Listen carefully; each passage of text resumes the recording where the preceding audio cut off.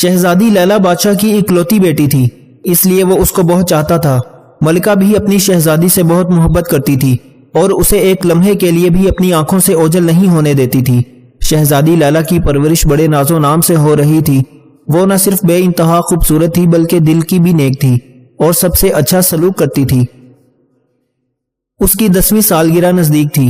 بادشاہ نے سوچا کہ اس کی سالگرہ پر اسے کوئی بہت اچھا سا تحفہ دے۔ اس نے ایک بات کا مشاہدہ کیا، شہزادی لیلا کو باغ میں رہنا، وہاں کھیلنا کودنا اور پڑھنا لکھنا بہت اچھا لگتا تھا۔ باغ تھا بھی بہت خوبصورت، اس میں ایک پانی کا فوارہ بھی تھا اور موروں کا پنجرہ بھی۔ اس کے اس شوق کو دیکھتے ہوئے بادشاہ کے ذہن میں ایک بہت اچھا سا خیال آ گیا۔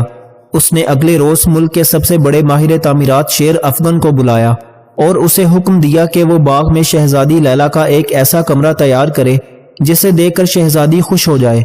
شیر افغن نے کہا، جہاں پناہ، آپ کا حکم سر آنکھوں پر۔ شہزادی صاحبہ کے لیے میں ایسا عمدہ کمرہ بناؤں گا کہ جو دیکھے گا تعریف کیے بنا نہیں رہ سکے گا۔ اسے دیکھ کر شہزادی بھی خوشی سے پھولا نہیں سمائیں گی۔ اس کی بات سن کر بادشاہ کے ہونٹوں پر مسکراہٹ آ گئی۔ شہزادی کی سالگرہ قریب تھی، اس لیے کمرہ بنانے کا کام فوراً ہی شروع کر دیا گیا۔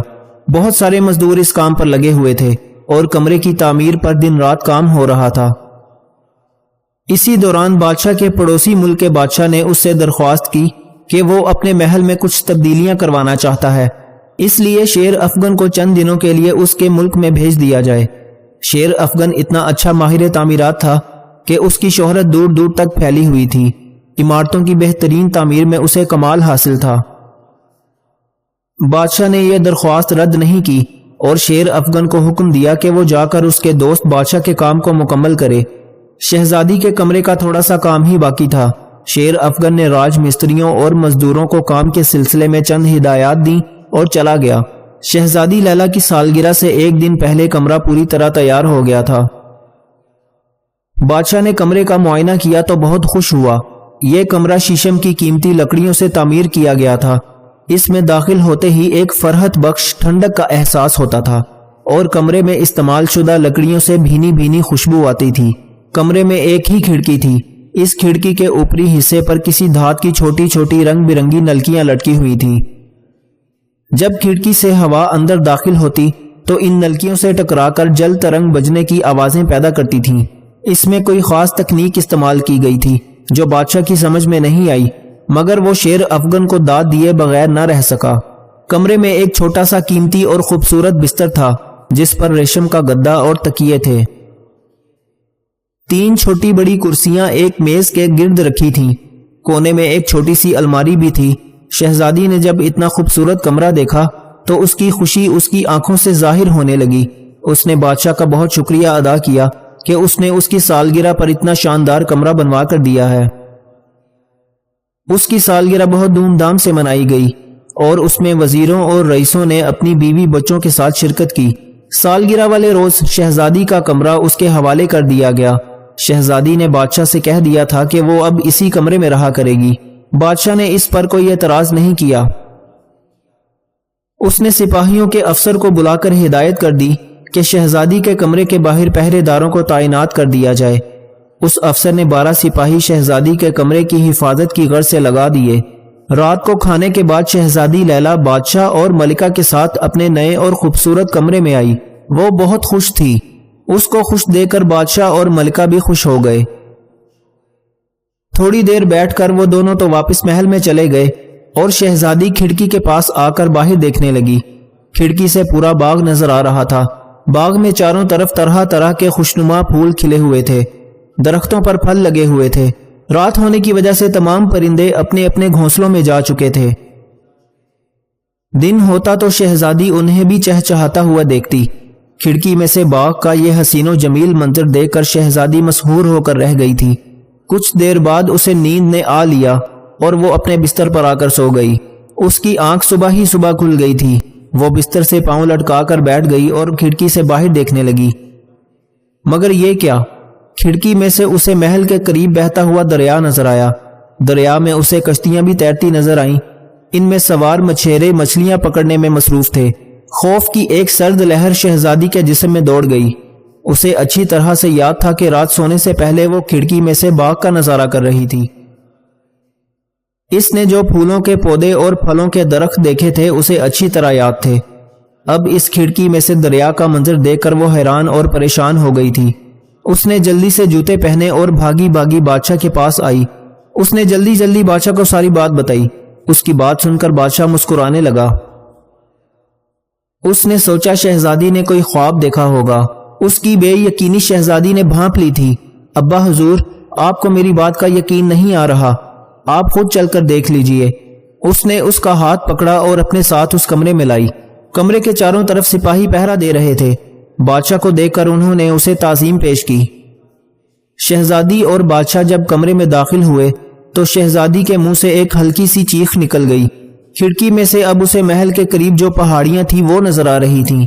پہاڑیوں پر بے تحاشا جھاڑیاں اگی ہوئی تھیں اور چند چرواہے وہاں اپنی بھیڑ بکریاں چرا رہے تھے۔ بیٹی، تم تو کہہ رہی تھی کہ کھڑکی میں سے دریا نظر آ رہا ہے، مگر یہ تو پہاڑیاں ہیں۔ بادشاہ نے شہزادی سے کہا۔ اس وقت دریا ہی نظر آ رہا تھا۔ شہزادی بے بسی سے بولی، چلو اب محل میں چلتے ہیں، دربار کا بھی وقت ہو رہا ہے، یہاں پھر بعد میں آئیں گے۔ بادشاہ نے شفقت سے شہزادی کے سر پر ہاتھ پھیرتے ہوئے کہا۔ شہزادی سوچ میں ڈوبی اس کے ساتھ چل پڑی۔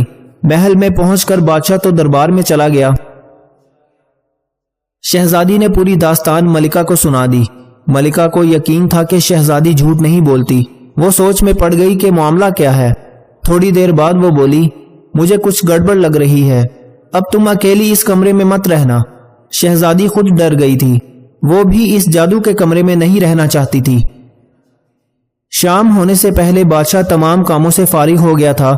اس نے اپنے ساتھ ملکہ اور شہزادی کو لیا اور اس پر اسرار کمرے کی طرف آیا۔ وہ لوگ وہاں پہنچے تو بادشاہ کو بھی ایک بات کھٹکی۔ اسے اچھی طرح سے یاد تھا کہ صبح جب وہ شہزادی کے ساتھ اس کمرے میں داخل ہوا تھا تو کمرے کے دروازے کے سامنے پانی کا فوارہ تھا۔ اب دروازے کے سامنے مور کا پنجرا نظر آ رہا تھا۔ بادشاہ نے اس بات کا تذکرہ شہزادی سے نہیں کیا تھا کہ کہیں یہ بات سن کر وہ مزید نہ ڈر جائے۔ جب وہ تینوں کمرے میں پہنچے تو کھڑکی والا منظر بدل گیا تھا اور باغ میں لگے پھول پودے نظر آ رہے تھے۔ ابا حضور، دیکھا آپ نے، میں سچ کہہ رہی تھی نا؟ شہزادی لیلا نے بڑے جوش سے کہا، ہماری بیٹی جھوٹ نہیں بولتی، تم سچ کہہ رہی تھی۔ اب ہمیں اس بات کا کھوج لگانا پڑے گا کہ کمرہ بار بار کیوں گھوم رہا ہے۔ جب تک ہم اس بات کا پتہ نہ چلا لیں کہ یہ معاملہ کیا ہے، یہ ہمارا حکم ہے کہ اس کمرے کو مقفل کر دیا جائے اور چابی ہمارے حوالے کی جائے۔ بادشاہ کے حکم کی فوراً تعمیل کی گئی۔ شہزادی کے اس نئے کمرے کو تالا لگا کر چابی بادشاہ کی خدمت میں پیش کر دی گئی۔ بادشاہ نے سوچ لیا تھا کہ شیر افغن سے اس سلسلے میں بات کرے گا۔ وہ تو پڑوس کے ملک میں اس کے دوست بادشاہ کے کام سے گیا ہوا تھا، اس لیے بادشاہ اس کا انتظار کرنے لگا۔ ایک ہفتے بعد شیر افغن کی واپسی ہو گئی۔ بادشاہ نے اسے فوراً طلب کر لیا۔ وہ حاضر ہوا اور ہاتھ باندھ کر کھڑا ہو گیا۔ بادشاہ نے کہا، تم نے شہزادی کا کمرہ بہت اچھا بنایا ہے، مگر ایک بات سے ہم پریشان ہیں۔ تھوڑی تھوڑی دیر بعد اس کی سمت تبدیل ہو جاتی ہے۔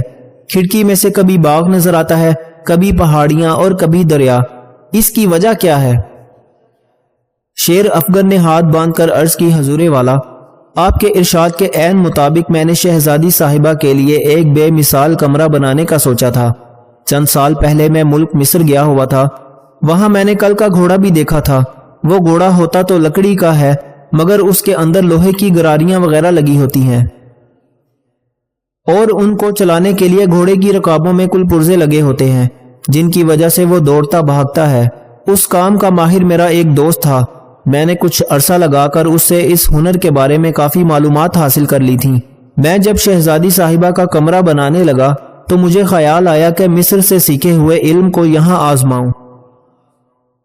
میں نے اس کمرے کی بنیاد بہت ساری لوہے اور پیتل کی گراریوں پر رکھی اور ان کو کمرے سے باہر فرش میں لگی بڑی بڑی پکی سلوں سے منسوب کر دیا۔ کوئی شخص اگر ان سلوں پر پاؤں رکھتا ہے تو کمرے کے نیچے لگی گراریاں حرکت کر کے کمرے کو تھوڑا سا گھما دیتی ہیں۔ کمرے کے باہر سپاہی چونکہ ہر وقت گشت میں مصروف رہتے ہیں اور اس گشت کے دوران ان کے قدم سلوں پر پڑتے رہتے ہیں، اس لیے کمرہ بھی مسلسل حرکت کرتا رہتا ہے اور کھڑکی سے باہر کے مناظر تبدیل ہوتے رہتے ہیں۔ مجھے اچانک یہاں سے جانا پڑ گیا تھا، ورنہ یہ باتیں میں آپ کو پہلے ہی بتا دیتا۔ اس کی بات سن کر بادشاہ بہت متاثر ہوا۔ شیر افگن، تم واقعی بہت قابل اور ہنرمند ہو۔ ہمیں فخر ہے کہ ہماری رعایا میں تم جیسے لوگ بھی موجود ہیں۔ یہ سب تعلیم کا کمال ہے۔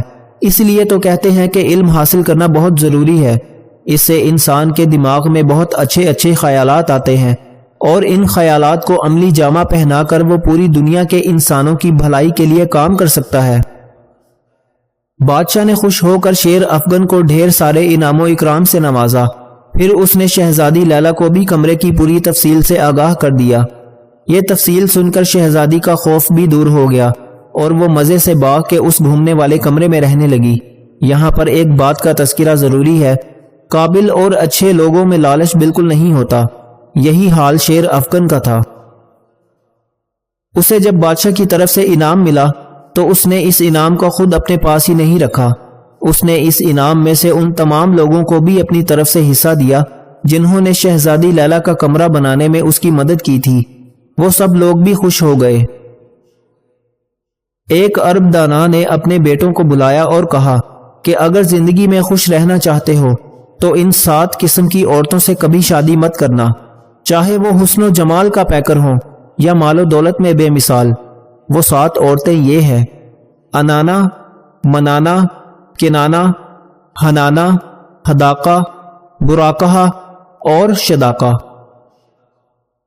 پہلے نمبر پر جس عورت سے شادی سے منع کیا گیا ہے اسے انانا کا لقب دیا گیا ہے، یعنی وہ عورت جو ہر وقت سر پر پٹی باندھے رکھے۔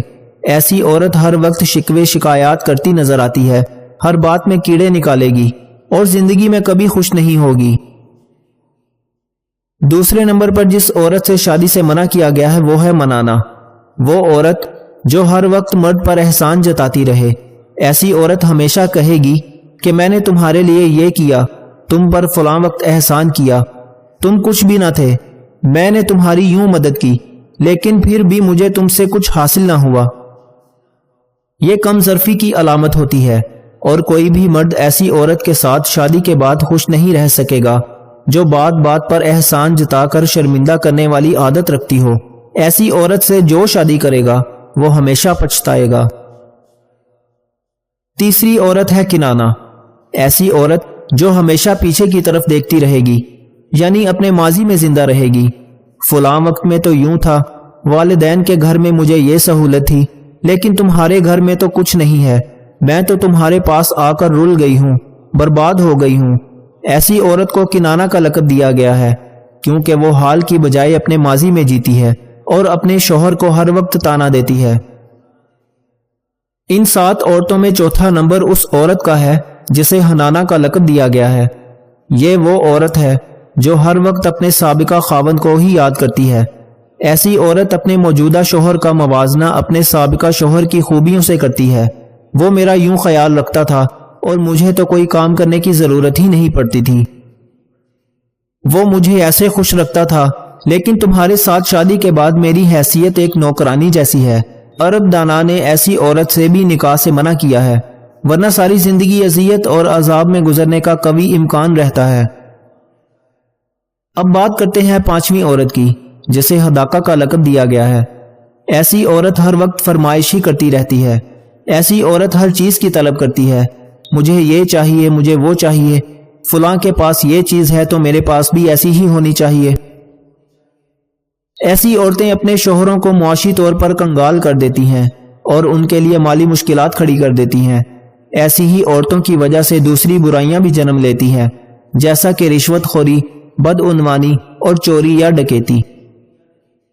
عرب دانا نے جس چھٹی عورت سے شادی سے منع کیا اسے براقہ کا لقب دیا گیا۔ ایسی عورت ہر وقت بناؤ سنگھار میں لگی رہتی ہے، اسے اپنے گھر اور اہل و عیال کا کوئی خیال نہیں ہوتا، حتیٰ کہ اپنے شوہر سے بھی بیگانہ ہو جاتی ہے۔ اگر کسی مرد کا ایسی عورت سے نکاح ہو جائے تو وہ زندگی بھر خوش نہیں رہے گا، کیونکہ وہ تو پہلے ہی اپنے آپ میں مگن رہنے والی عورت ہوگی۔ آخری عورت جس سے شادی سے منع کیا گیا اسے شداقہ کا لقب دیا گیا ہے۔ ایسی عورت زبان کی بہت تیز ہوتی ہے۔ ایسی عورت ہر وقت طنز اور تانوں سے اپنے شوہر کی زندگی عذاب بنائے رکھے گی۔ مرد کو اپنی زندگی جہنم لگے گی اور ایسی عورت کی زبان سے محبت کے 2 لفظ سننے کے لیے ترستا رہے گا۔ بغاوت ہمیشہ وہی لوگ کرتے ہیں جن کو حلال اور حرام کی تمیز ہو، برے بھلے کی پہچان ہو۔ منافق تو ہر رنگ میں سج جاتے اور شکل اختیار کر لیتے ہیں۔